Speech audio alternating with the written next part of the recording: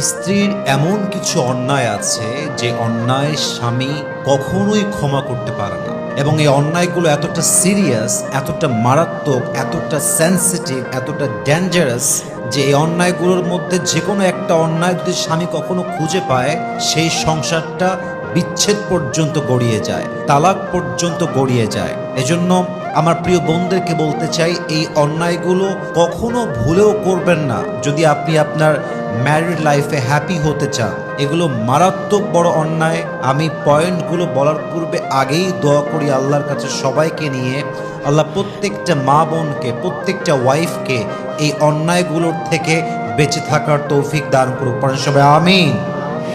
এক নাম্বার, একজন স্বামী তার স্ত্রীর সমস্ত অন্যায় মাফ করতে পারে, বাট একটা অন্যায় স্বামী কখনোই মাফ করতে পারে না। সে অন্যায়টার নাম হচ্ছে বিশ্বাসঘাতকতা, প্রতারণা। একজন স্বামী তার স্ত্রীর সমস্ত অন্যায় মাফ করে দিবে, কিন্তু বউ যদি স্বামীর বিশ্বাস নিয়ে খেলে, স্বামীর বিশ্বাসে আঘাত করে, স্বামীর সঙ্গে চিট করে, প্রতারণা করে, বেইমানি করে, নিমক হারামি করে, বিশ্বাস করেন একজন পুরুষ সব অন্যায় ক্ষমা করতে পারে, বাট তার বউ যখন চিট করে, ধোঁকাবাজি করে, বেইমানি করে, একজন পুরুষ তার ব্যক্তিত্ব বোধ থেকে তার স্ত্রীকে প্রতারণার পরে, ধোঁকাবাজির পরে আর কখনোই ক্ষমা করতে পারে না। ঠিক কিনা বলেন?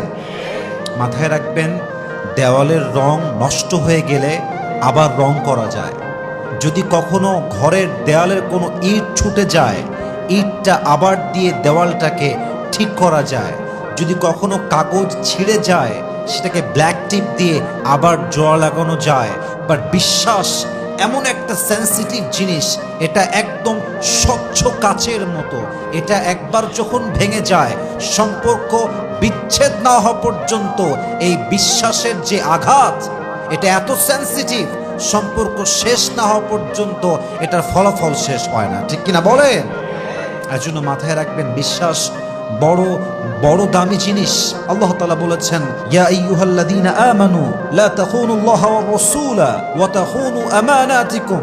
আল্লাহ তাআলা বলছেন, হে ঈমানদারেরা, হে বিশ্বাসীরা, তোমরা আল্লাহ এবং তার রাসূলের সঙ্গে বেঈমানি করো না, বিশ্বাসঘাতকতা করো না, এবং তোমরা তোমাদের আমানতকে খেয়ানত করো না। অর্থাৎ আপনার স্বামী হচ্ছে আপনার জীবনের সবচেয়ে ইম্পর্টেন্ট জায়গা। আল্লাহর কোরআন বলছে চিট করো না, প্রতারণা করো না, এবং আল্লাহর হাবিব বলেছেন আমার উম্মত কাপুরুষ হতে পারে। আমি আবারও বলছি, খুবই খুবই অসাধারণ হাদিস।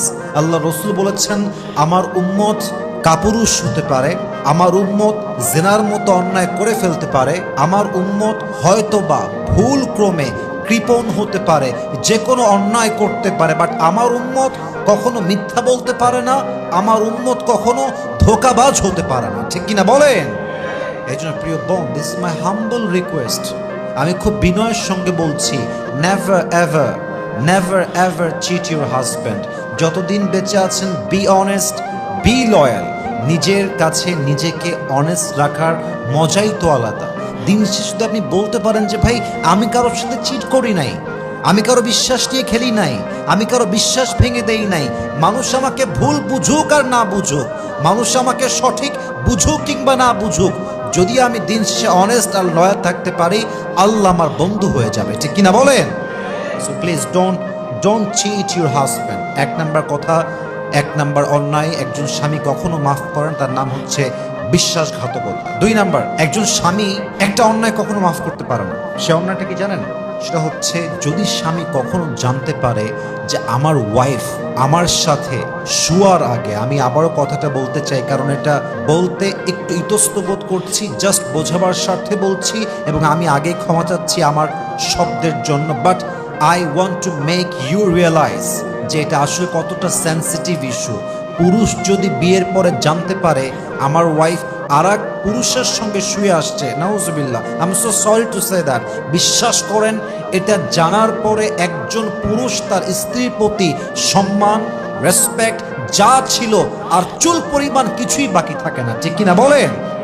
এরপরে সম্পর্কটা থাকে জাস্ট সিচুয়েশনশিপ, এটার নাম রিলেশনশিপ নয়। মানুষ জাস্ট পরিস্থিতির শিকার হয়। হয়তো ওয়াইফের বাচ্চা হয়ে গিয়েছে, অথবা সংসারটা লং টাইম হয়ে গিয়েছে, পরে গিয়ে জানতে পেরেছে। বাট বিশ্বাস রাখেন এই কথা, যেই মেয়ে তার বিয়ের আগে ইজ্জত বিলীন করে দেয় এবং এটা স্বামীর কান পর্যন্ত পৌঁছে যায় তার অবৈধ সম্পর্কের কথা, সেই স্বামী কখনো সেই বউকে নিয়ে আজীবন সংসার শান্তি মতো করতেই পারবে না। ঠিক কিনা বলেন? এই অন্যায়টা স্বামী কখনো ক্ষমা করতে পারে না। এবং খেয়াল রাখবেন, একজন নারীর জীবনের সবচেয়ে দামি সম্পদ হচ্ছে তার ইজ্জত, তার সতীত্ব। কোরআনে আল্লাহ তাআলা কি বলছেন? আল্লাহ তাআলা বলেছেন, ওয়ালা তাকরাবুজ জিনা ইন্নাহু কানা ফাহিশা। আল্লাহ বলেন নাই যে তোমরা জিনা করো না। আল্লাহ তাআলা বলেছেন জিনা হতে পারে, ব্যভিচার হতে পারে, অন্যায় হতে পারে, এমন কাজের আশেপাশেও যাওয়া যাবে না। তার মানে হলো জিনা এক মারাত্মক অপরাধ।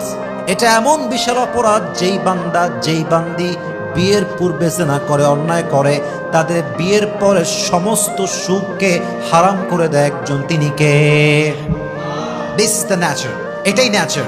আপনি স্বামীর ইজ্জত দিবেন বয়ফ্রেন্ডের কাছে, বিশ্বাস রাখেন আপনার সংসার জীবনে সুখ সহজে আসবে না। অতএব প্লিজ, বিয়ের আগে কোনো হারাম সম্পর্ক নয়। বিয়ের আগে নিজেকে রাখতে হবে পবিত্র। আপনি পবিত্র থাকলেই আপনাকে পবিত্র মানুষ দিবে একজন। আওয়াজ দিয়ে বলেন সবাই, তিনি কে?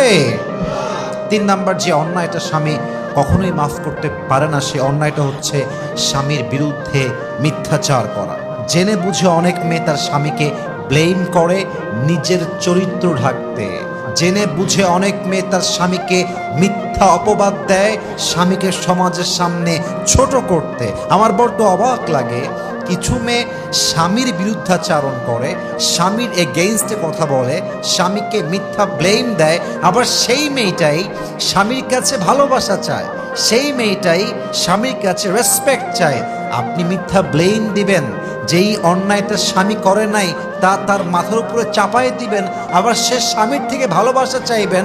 আমি বলবো, how funny it is, how can you expect like this? আমার মনে হয় কাউকে মিথ্যা ব্লেম চাপিয়ে দিয়ে তার থেকে রেসপেক্ট আশা করা, এটা কখনো একজন বুদ্ধিমান মানুষের কাজ হতেই পারে না। ঠিক কিনা বলেন?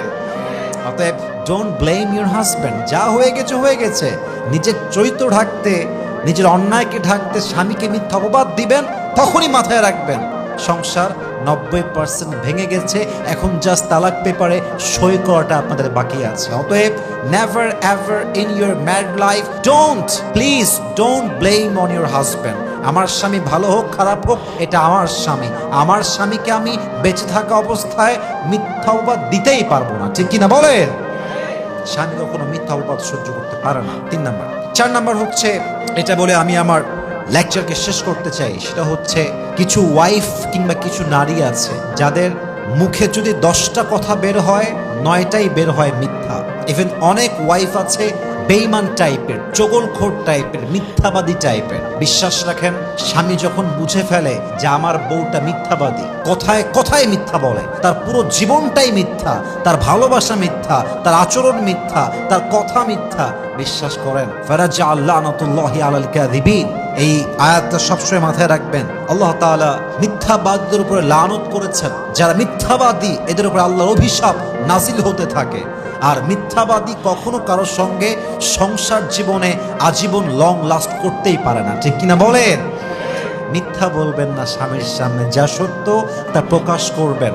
সম্পর্ক টিকলে টিকবে আল্লাহর ভরসায় সবকিছু। বাট যতদিন বেঁচে আছি, যে বিষয়টা আমার স্বামী জেনেই যাবে, লুকাবার কোনো ওয়ে নাই।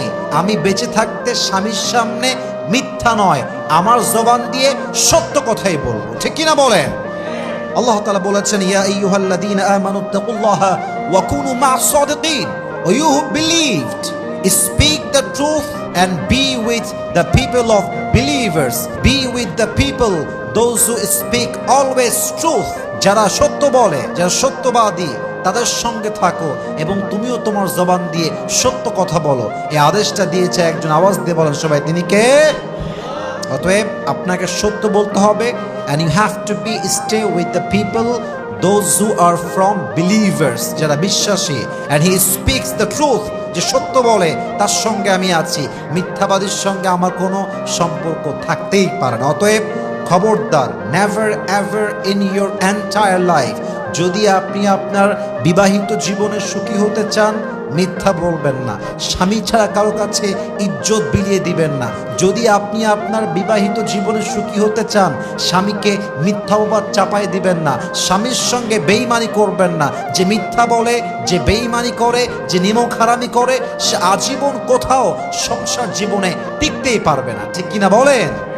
আল্লাহ প্রত্যেকটা মা বোনকে এই অন্যায়গুলো থেকে বেঁচে থাকার তৌফিক দান করুক। আমরা সকলেই জবান খুলে পড়ছি আমিন।